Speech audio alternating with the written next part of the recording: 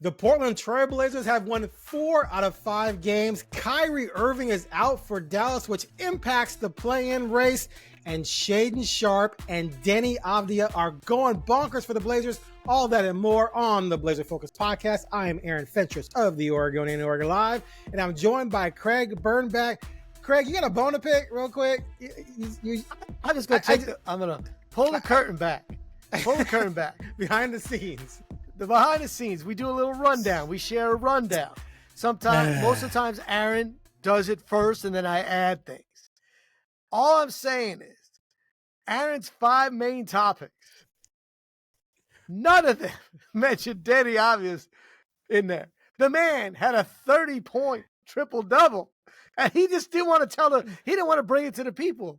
And it's all because I have been saying since the summer that Deni, the best move the Blazers made and Joe Cronin was getting Deni. And then I've been saying since like month 1 that the best player on the team has been Deni.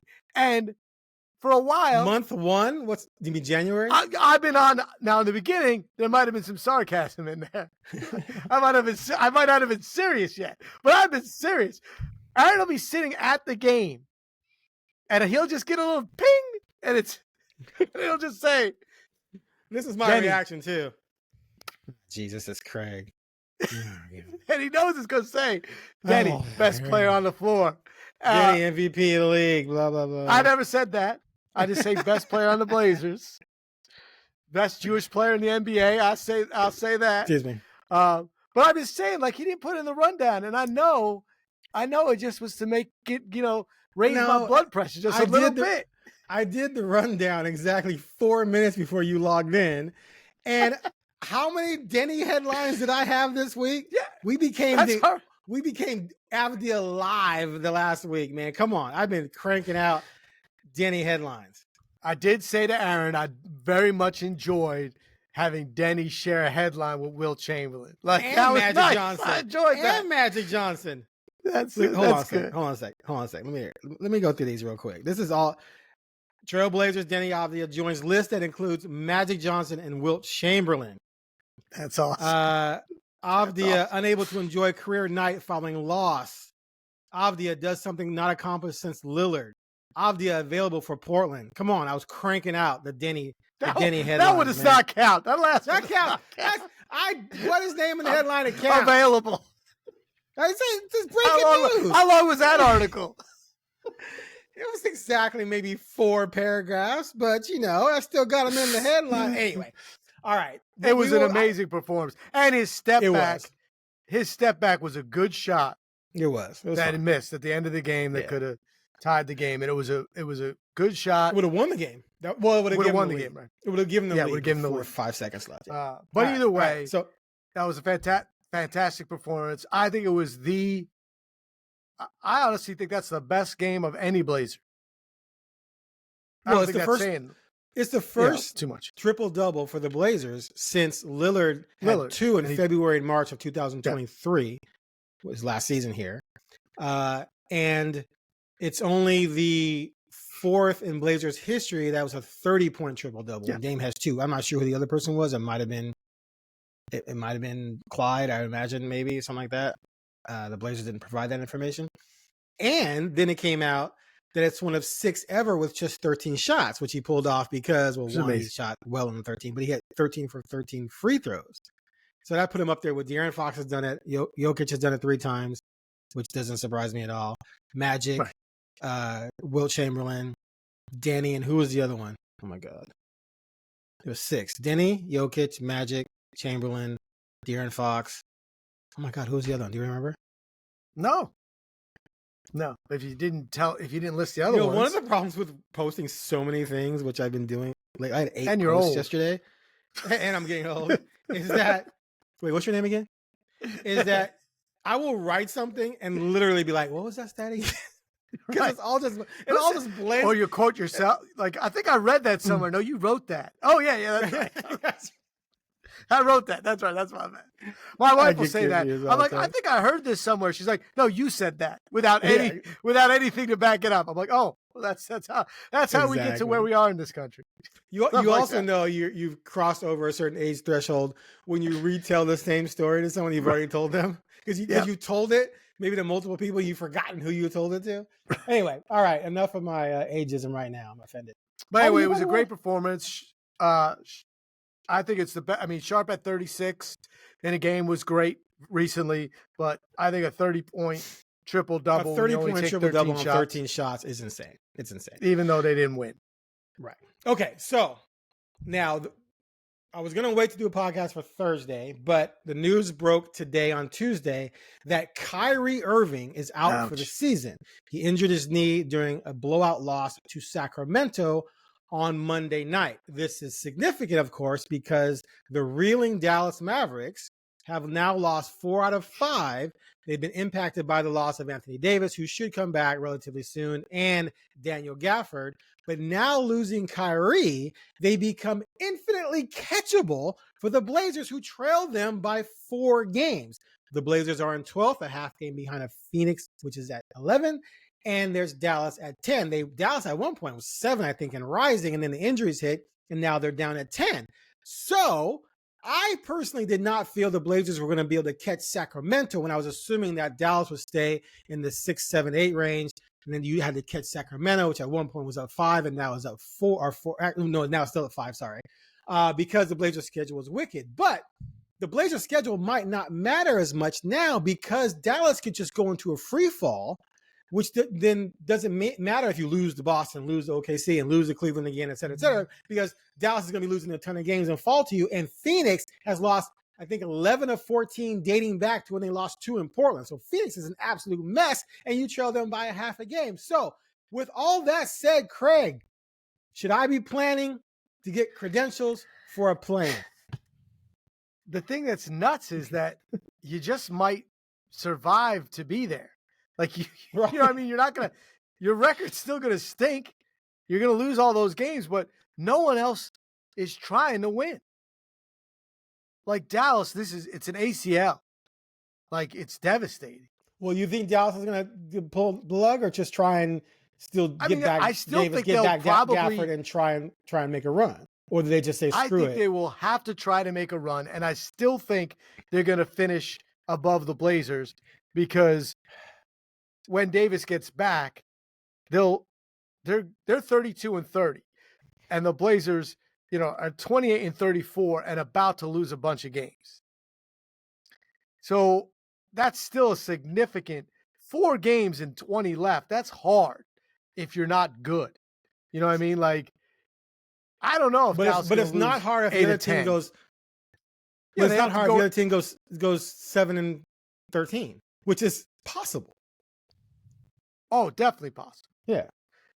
But I also think that the Blazers they'd have to, win. They'd have to win more than they lose. And I don't see that happen. Okay, but you say that. Well, I mean, there's just so many different ways to look at this. They've won what now? But it does change everything because before that, 15 of 20 they've won? They won 15 of 20, is that right? They've been, yes, and 10 of 11, all that greatness. But they just beat teams now. Every team they just beat is trying to lose. Exactly. And that's Brooklyn doesn't want to win. The Sixers don't want to win. Charlotte, Washington, they don't want to win. So that's the thing. The teams that now Cleveland tried to lose with what they had by not playing their best player for rest. When they sit down to Mitchell, they play great. The Blazers play great, and they lost to a team that is ridiculous right now. But that's not going to, at some point in time, teams need to beat you for standings and everything like that. Cavs took an educated risk, a calculated risk. Let's sit Donovan Mitchell against the Blazers. We'll still win at home because we're 50-10 and they're not. And it almost bit them. Like, I was wondering at halftime if they were just going to go see if they could get him in. I'd be like, oh, our bad. Donovan, can you suit up, bro? Stretch we made a little bit of a mistake. So But yeah, I mean, and the Blazers are trying to win as much as some of their fans do not want them to. They are clearly trying to win every game, and they don't stink. They don't stink. They're just like they're bad, but they're not terrible. Okay, so here's the reality check with the Blazers. I saw someone the other day tweeting they might be a top 10 team, and someone else was saying if we get in, maybe we could upset OKC. And, oh my God! Stop talking out loud. I'm just saying it's fans are fans. Fans are going to be fans. God bless them. We all are delusional with our teams at some point. All right, so here's the reality check though. The Blazers have won, as I just said, 5 out of 6. 3 of those wins came against the 3 worst teams in the league: Charlotte, Utah, Washington. Right. Then you beat a Nets team, which actually is playing hard, and they're still in the hunt for a play-in in the East. Right, but they've been trying to lose. 15 games under. Well, the franchise was trying to lose. The players aren't cooperating. They need to master. And they've been losing like crazy lately. Well, right. I'm just saying, they're bad. Don't get me wrong. I'm just saying they at least had something to play for because the players know they can still get in the play-in. Because it's like the Nets and the Bulls are jockeying for who's going to be worse and not leaving the other team to get into the play-in as of right now because Philly's going to fall. Then you beat Philly without Embiid, who's out for the season, and without Paul George, and without Kelly Oubre. Right? And then the Utah game, even, they're missing their 4 best players. They sat 5 starters. Right. So all 5 of those victories, all they mean is that the Blazers took care of business against really, really bad teams. And in some cases where they didn't even have their best players. And even the game you almost won at Cleveland didn't have its best player. But I'm not going to take that win away from them because they play great. Cleveland's still good without Donovan. Cleveland without Donovan is still a postseason team. You were on the road. You played well. You deserve to have a chance to win that game. So I give them credit for that, obviously. But now the reality check is coming, right? You've got nasty. Boston tomorrow, Oklahoma City on Friday. Then you come home for a surging Detroit team, which to me that's a winnable game, of course. But then you go to Golden State, huh? But it won't. Detroit, I don't think it will be. Detroit's so. I said it's winnable. I didn't say winnable, but probably not. Boston and OKC, you look at it and go, "There's no way." Well, okay, I'm not gonna sit here and say they can't beat Detroit at home and they almost beat Cleveland on the road. That's fine. So Detroit's infinite win. Then you're gonna go to Golden State, which is won 8 out of 10, and Curry, right? Curry and Butler are looking really good together, right? And then you come back home for 7. Now you got Toronto in there, and you got Washington, I think, again. No, not Washington. You have Washington. Washington on the 17th. I thought they already played. Oh, yeah, Washington. Okay, so you got those 2 should be wins. Win that game. Those 2, right. But then you also got the Knicks in there. You got Boston again. You got Cleveland and Denver. And then there's one other good team, isn't there? Toronto, but they're, but Memphis. not Memphis. easy. No. Memphis, yeah. Right. It's New York, Memphis, Denver, Boston, Cleveland, and Toronto. You should beat Toronto. No, I know, but that's in there, right? Yeah. I'm just saying, okay. Yeah, Toronto and the other team I mentioned are Washington are the beatable ones. The other 5 are going to be tough. But you're home. You might be able to pull out something. Who knows?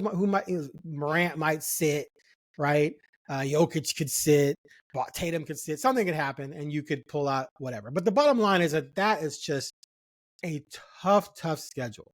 And so I came into this stretch thinking these next 10 games, they'd be lucky to win 4.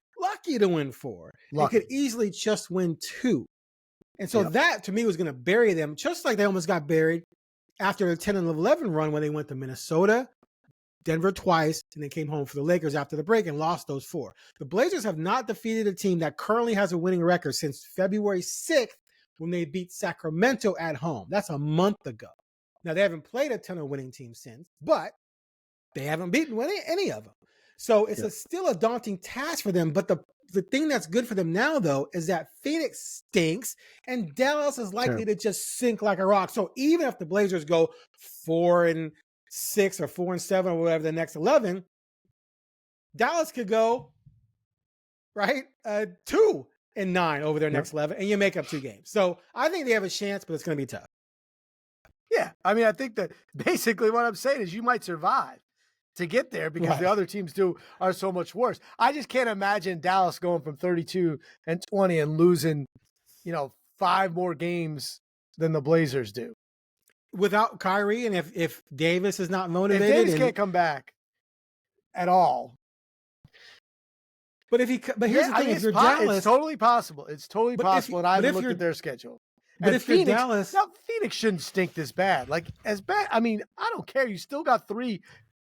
They don't play well together. It's a horrible mix. I know, but like the Blazers don't have anything close to them. Okay, they thumped them twice here, and they're not out there losing 11 out of 14. I'm not the only one to not understand why this team stinks. Like, so it's obvious why they stink. You don't have a true point guard, and you don't have a big man. It doesn't matter what the other 3 guys are if you don't have anyone doing their job at those 2 spots.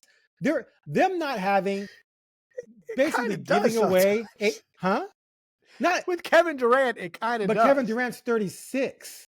I know. And Beal's one-dimensional. You're right. They stink. Obviously, you're right. Everything you're saying is right. 26-year-old Durant. This is 36-year-old Durant. He can't carry a team anymore. I mean, obviously, you're right. Well, I mean, I got nothing. It's still shocking to me that you can have Booker, Beal, and Durant and be awful. You have 3 scores. Which one of those guys is your defensive stopper? Which one of those guys is setting the table? Which one of those guys is rim protecting? Which one?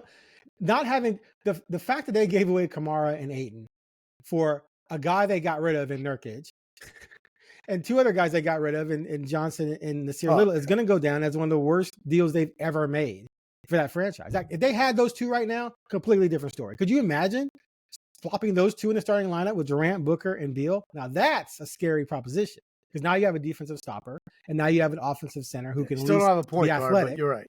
Right, but you can probably manufacture around that if you at least have. We could do it right. This could be a good Suns podcast right now. Oh, I can't imagine what's going on. I can't imagine what's going on in Phoenix right now. They have to be just losing their minds.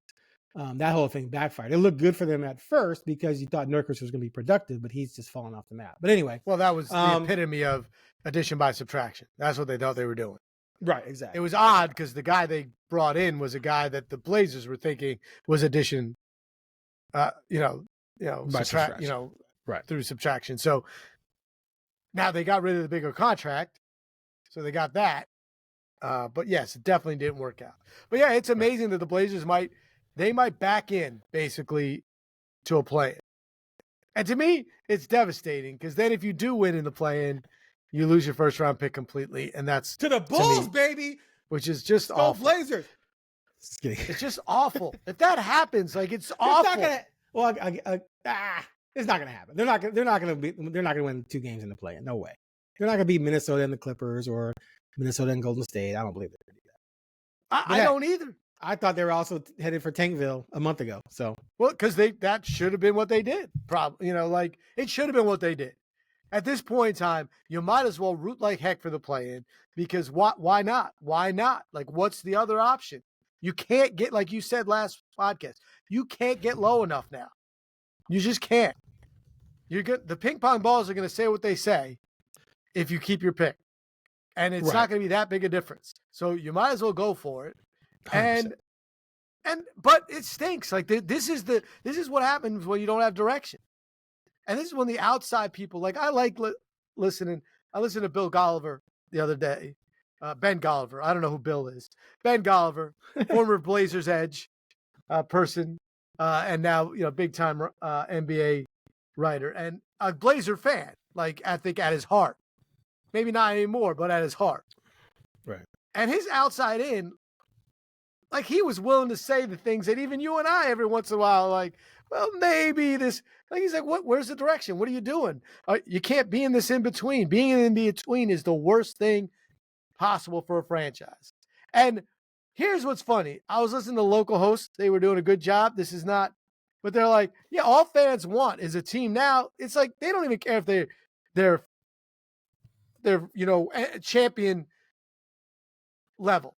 Like they don't even need to think that they have a chance to win a championship. They just wanted to be a good team that's playing in the playoffs and maybe I'm like, you had that for a decade and you complained about it. And then the owner of your franchise through her GM decided that wasn't enough. You were going to throw that all away to start from scratch and because you didn't want to be in the in-between. And now people are like, if we could just be good. And I agree with that. I would say this. I agree with it is way better to have 10 years where if things go the right way, I mean, they were in the Western Conference Finals, and sometimes things go the right way and you can win a title or get there. It's really hard to win a championship. I am much happier as a Knicks fan right now. People are saying the Knicks they're not at the elite level yet. I'm like, I'm cool because you know it sucked. Dude, they're fourth in the NBA. That's pretty elite. I know that. I'm very happy, but I'm just saying they've lost to Boston. Crushes them. You know, when they play Cleveland, crushed them. They're not right now. They'd have to surprise people to win an NBA title because of how they've played against what we would consider the favorites. But if you hang around, sometimes it happens, and you can just make that one move. I mean, Dirk Nowitzki hung around forever, and then he got one. And they did around Dirk what Dame wanted done around him. They went out and they didn't get another marquee star, right? They got guys who used to be stars. And it was the right year. And it was the right year. Role players. They were stars turned role players, like Jason Kidd, former All-Star. Sean Marion, former All-Star.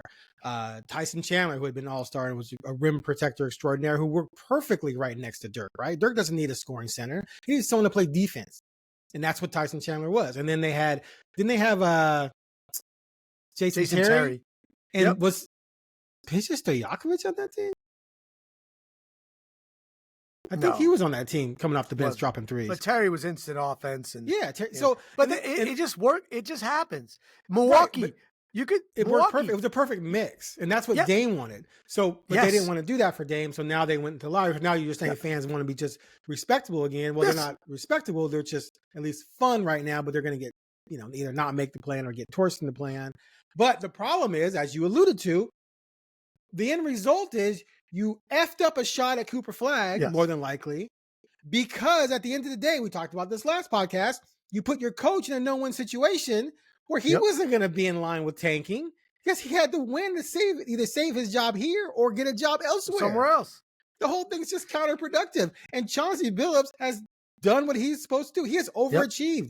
He has overachieved completely. And if they don't bring him back, it's an indictment on all of the above. Because if you don't bring this guy back after he's overachieved and ruined your shot at Cooper Flagg, then what the hell were you doing? Letting him ruin your shot at Cooper Flagg. You should have fired him last spring or fired him during the middle of the season or gone to him and given him an extension and say, okay, let's back this up a little bit because we want a shot at Cooper Flagg. They did none of that. So I think it's hilarious, to be honest with you, because it's all the big picture is falling to pieces while this season is turning into something more exciting. And let's not forget, at the deadline, you did nothing. So you kept Robert Williams, who barely plays. They had no choice. You could have moved them out of the way and tanked. No one was. I mean, that's fine. But that's also your fault that you couldn't move anybody. True. That you couldn't move anybody. The bigger picture wasn't what they thought it was going to be. Your big picture now has Jeremy Grant still on your roster, not playing. It has Ayton on your roster, not playing. It has Williams on your roster, not really playing. You have Simons, who won a game for you last night, and would scoot behind him.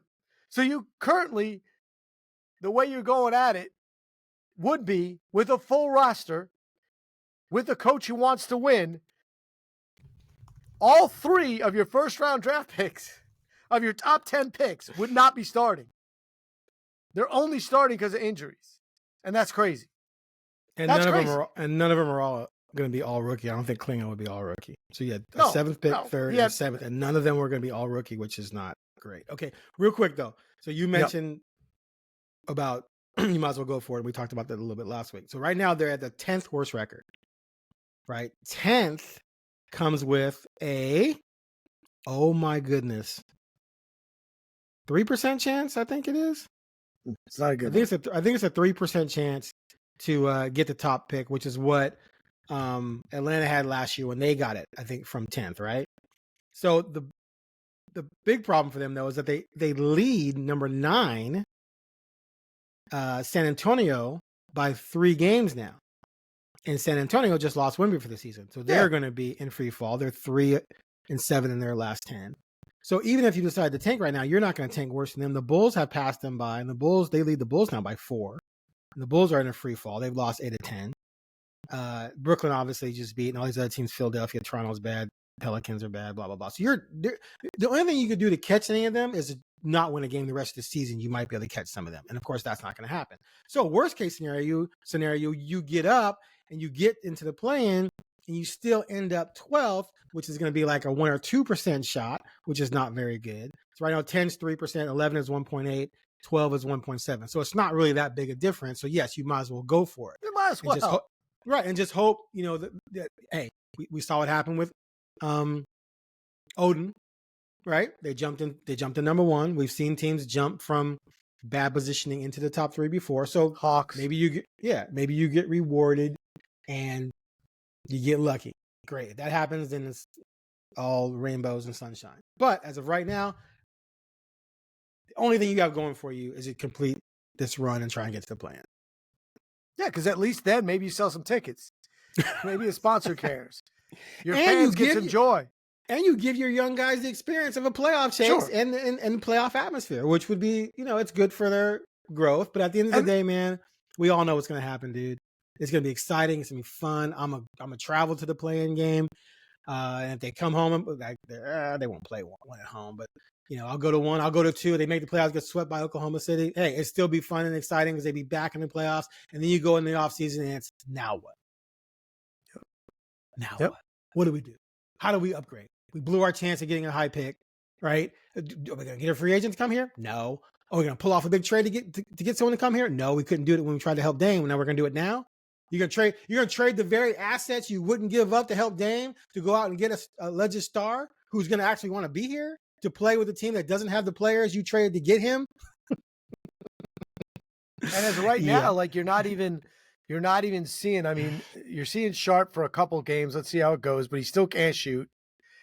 Hey, lay off my boy. No, I'm just saying, like he still can't shoot from 3. He's got some better. Moments. He was 1 for 7 last night, but he's shooting better. Terrible. Terrible. Even like a great game at 25, but he didn't shoot well. Everyone scores 20 when you score 100. Terrible. Especially against teams that don't want to play defense. Don't be calling my boy terrible. I just got. No, I'm just saying his shooting was terrible. terrible. I just got a new Shaedon Sharpe autograph rookie card in the mail. Great. I like Shaedon Sharpe. Okay? I'm hoping. And Scoot, everyone went nuts for Scoot, and he played better. But like last night, he was really bad. And he's gonna have off nights. But I'm just saying, like at this point, year number 2, toward the back end of the season, on a team that's got no direction going forward, as far as like. Who our stars are. You want them. Like, I get it now. People are like, just play him. Is Simons part of the future? How can he be if Scoot's part of the future? Like, it's just, But hear me out on this. If you go into the offseason knowing that the way you played in the second half could be the way you start next season. So then when you get to the midway point, like this year, they were 13-28 at the midway point, right? If you get to the midpoint next season and in 41 games, you're 22-19, you're going to do that in part because of Simon. So if you move him, now you're not going to be as good, but are you going to be bad enough to get into the lottery to help yourself, to get high in the lottery to help yourself, or are you just going to still be in that little, place where you just are going to be maybe 500, if that, or less than that, without Simon? So it could be that the situation is that you have to keep Simons because he's one of your best players, and you're not going to be able to go out and get someone better than him. Yeah, that's to me kind of a disaster. I mean, then why'd you pick Scoot? Like, you can't explain it. You didn't pick Scoot. You told me Scoot was going to change my franchise. So much so that I had to just say, Dame, sorry, buddy, we're going to draft your replacement now. Oh, but wait, didn't you draft my replacement already because Simons is there? Yeah, no, but we don't think he's your replacement. Even though we like him a lot and we told you he was going to help you, but now we're going to draft the replacement because he's going to transform this franchise. What if the Blazers had drafted Amin Thompson, drafted Kamara, still made the trade for Aiden? That's the craziest thing for me is that hindsight, and I'm not blaming Cronin necessarily for this at all. Hindsight's 2020, right? We're all geniuses looking back. We all would have picked Jordan, right? I'm just saying, imagine if they would have given Dame length and defensive-minded players, which is what he had in 19. That's what he had in 19. That's why they got to the West Finals, because they had a top 10 rated. I think they were top 10 in defensive rating that year. Yep. At least close to the top 10, because you had Aminu and Harkless, Batum and Turner, all 6'7" or taller, lengthy, who bought into playing defense around Dame and CJ scoring. And they also made up for the fact that Cantor can't defend me. So if you put that kind of team around Dame, you're in the playoffs. You're not going to win and a you can say what you want. You're in the playoffs.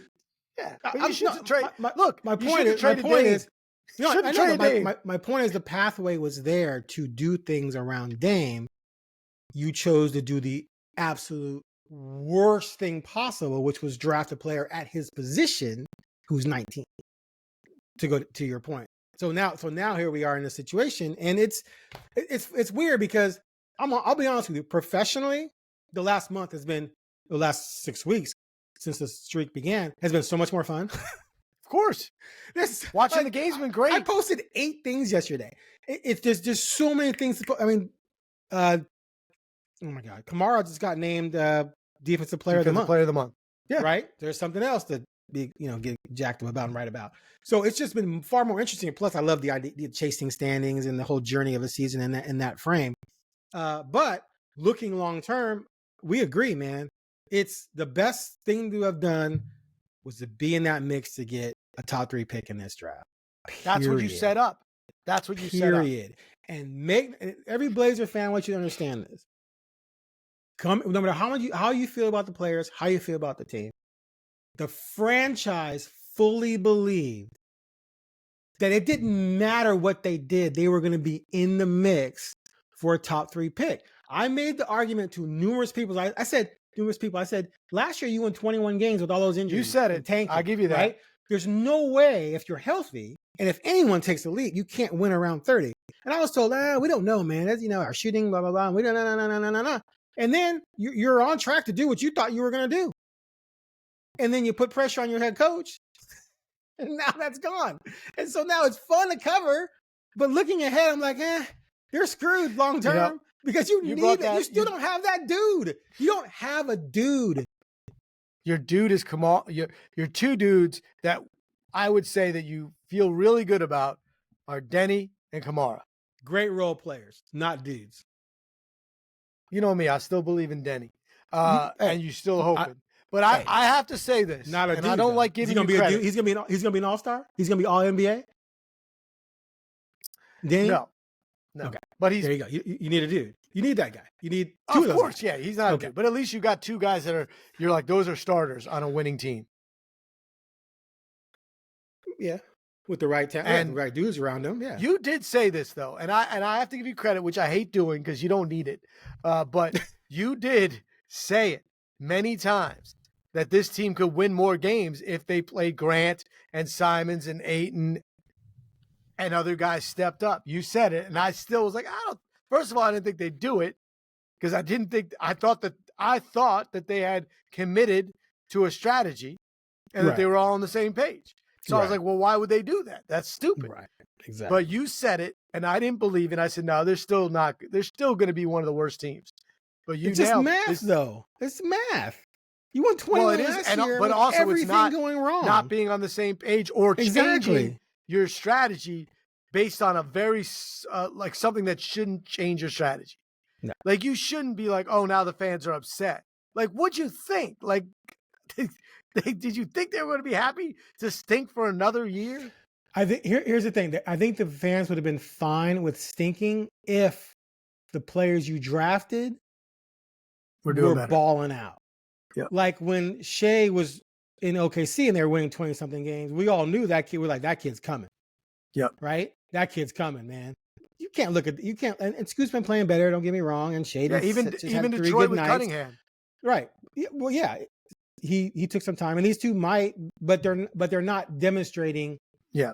Oh my God, these guys are definitely going to be stars. They're like, they're playing better. They potentially could be pretty darn good. Chauncey said it.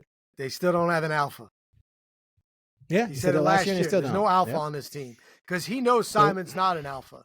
Right. He's like an alpha on the worst, on a bad team that's not trying to do much. So he's kind of like last night he was an alpha. Two different NBA people have told me that they think Simon's, based on he's been in the league 7 years. This season has been a down season for him, and it shouldn't be. This should be where he starts to really take over and start getting into a stride.